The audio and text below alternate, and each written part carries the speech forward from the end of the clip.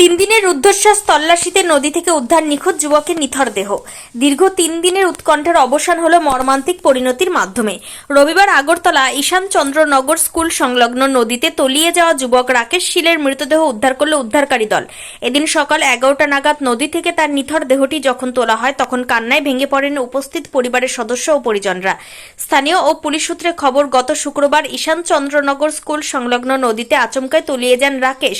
খবর পেয়ে দ্রুত ঘটনাস্থলে পৌঁছায় আমতলী থানার পুলিশ ও অগ্নি নির্বাপক দপ্তরের কর্মীরা। তবে জলের স্রোত ও প্রতিকূলতার কারণে প্রথম দুদিন রাকেশের মৃতদেহের সন্ধান মেলেনি। পরিস্থিতি মোকাবেলায় নামানো হয় এনডিআরএফ এবং Gokulnagar CTI TSR under water deep ডাউনিংয়ের পরিস্থিতি মোকাবেলায় নামানো হয় এনডিআরএফ এবং গোকুলনগর সিটিআই এর TSR under water deep driving টিমকে।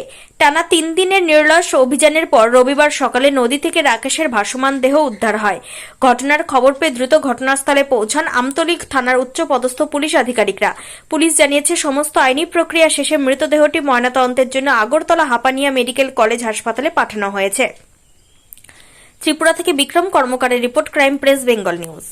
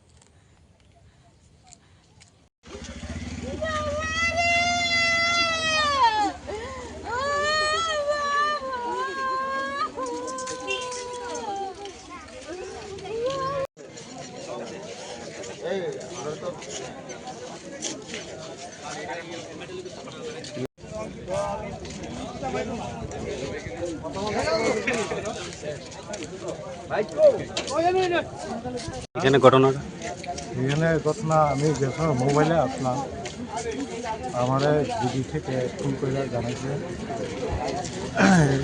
ঈশানচন্দ্রনগর জায়গাটার নাম কি জানি না।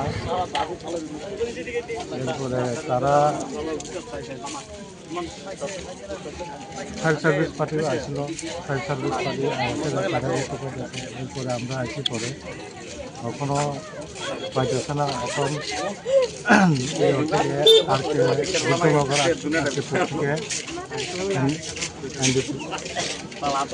এনডিআরএফ তারা কি আইতেছে?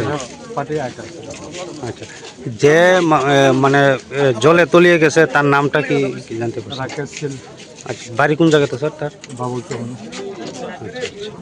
এখনো কি স্যার উদ্ধার কাজ চলছে না? হ্যাঁ, উদ্ধার এখনো উদ্ধার কাজ চলতেছে। ফায়ার সার্ভিস আর এনডিপি পার্টি এখন আইতেছে। ঠিক আছে।